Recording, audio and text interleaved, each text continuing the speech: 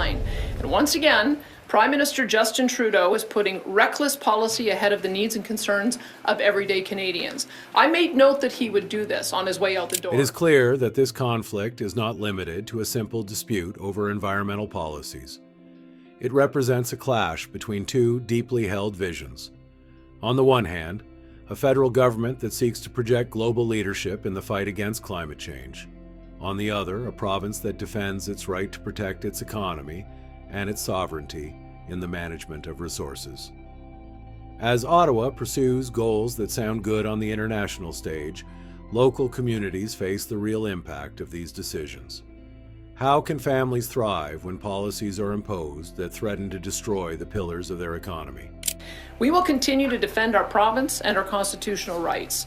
We will also continue to defend the livelihoods of the estimated 150,000. Ultimately, this cap will lead Alberta and our country into economic and societal decline. This is not just a debate about emissions, but about the ability of the provinces to ensure the well-being of their citizens in the face of a government that seems more interested in scoring political points than listening to the needs of Canadians. The message is clear. To make real progress, policies must balance environmental ambition with economic reality. Failure to do so risks deepening divisions and weakening trust between the different levels of government in the country. The showdown between the federal government and Alberta is not simply a technical dispute over emissions or carbon limits. It is an ideological and economic battle that reflects a deeper fracture in the fabric of the Canadian Federation. Imposing an oil and gas emissions cap will only make Canadians poorer. Strong climate action requires a strong economy.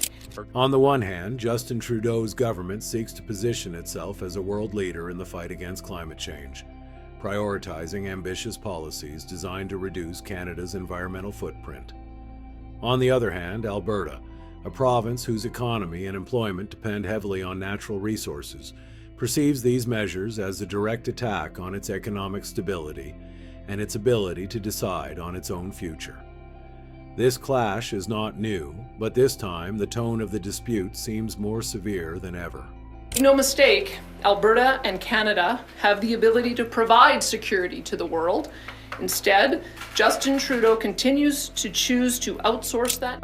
For Alberta, the proposed emissions cap not only puts tens of thousands of jobs at risk, but also threatens its identity as a resource-rich province proud of its contribution to the national economy. Workers, families, and local communities are facing palpable uncertainty in the face of what many see as an environmental agenda, disconnected from practical realities. The oil industry is not simply a line in a provincial budget. It is the backbone of entire cities and a symbol of resilience in an economically competitive world. Ignoring this not only demonstrates a lack of political sensitivity, but also a dangerous blindness to the human consequences of these decisions. Targets. He should be putting Canada first. He should be putting Alberta as a province first. What makes this debate even more tense is the perception that Ottawa is acting unilaterally, without properly consulting the most affected provinces. Alberta has insisted that the federal government is overstepping its constitutional boundaries by attempting to impose excessive control over its natural resources, leading to serious questions about provincial autonomy. Premier Danielle Smith has framed this battle not only as an economic issue, but as a fight for Alberta's rights within the federal framework. Canada Act. We will not stand idly by while Justin Trudeau sacrifices our prosperity, our constitution, and our quality of life for his extreme agenda. Not only do these kinds of tensions erode trust between governments, but they also have the potential to open wounds that could take years to heal. Ultimately, this conflict isn't just about emissions or environmental policies. It is about how Canada should manage the relationship between its economic, regional, and cultural diversity. Policies designed in Ottawa must balance the need for climate action with the economic and social realities of the provinces. If this balance is not struck, Canadians could face a future in which federal-provincial tensions become an even greater obstacle to national progress. The question now is not whether to act against climate change, but how to do so in a way that does not destroy the economic and social fabric of the communities that make up the heart of the country. The only way to achieve these unrealistic targets is to shut in our production. I know it, they know it, we're calling them out on it, and they have to stop it.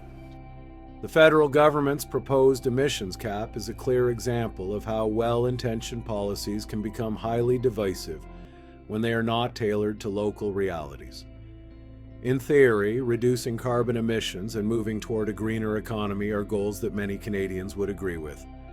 However, for provinces like Alberta, where oil and gas not only represent an economic sector, but a way of life, these types of initiatives feel like a direct attack on their identity and stability.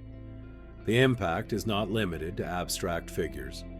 It means lost jobs, affected communities, and an uncertain future for thousands of families who depend on this industry for their livelihoods. And yet they persist in this pathway, which will harm our province and harm the country. And that is not acceptable. Not for a government that is at, 20% in the polls? Not for a government that is on its way out the door. Alberta's response, led by Premier Danielle Smith, not only reflects their dissatisfaction with the specific policies, but also a cumulative weariness with what they perceive as a pattern of federal intervention in provincial affairs. By framing Trudeau's proposal as a violation of Alberta's constitutional rights, Smith has made it clear that this is not just a fight over climate policies, but a broader fight for autonomy and respect for provincial jurisdictions. For Alberta, this debate feels less like a collaboration between governments and more like an imposition from Ottawa, a narrative that has stoked historical tensions between the province and the federal government. This cap violates Canada's Constitution. Section 92A clearly gives provinces exclusive jurisdiction, may I say that again, exclusive jurisdiction over non-renewable natural resource development. The conflict highlights a significant disconnect between the federal government and the provinces, especially those that rely on sectors such as oil and gas. While Trudeau and his team see this policy as a sign of global leadership in the fight against climate change, Alberta perceives it as a threat to its economy and its ability to decide on its future. Decisions made from the comfort of Ottawa often fail to reflect the realities lived on the ground by the provinces, creating a gap that only widens with each controversial measure that is imposed without proper consultation. In this context, a fundamental question arises. Is it possible to strike a balance between climate action and the protection of the economic interests of the provinces? Without this balance, Canada risks deepening internal divisions and eroding trust between different levels of government. I mean, I'll get my justice minister working on it immediately, and we'll start drafting a motion under the Sovereignty Act immediately as well. So we're going to act very quickly.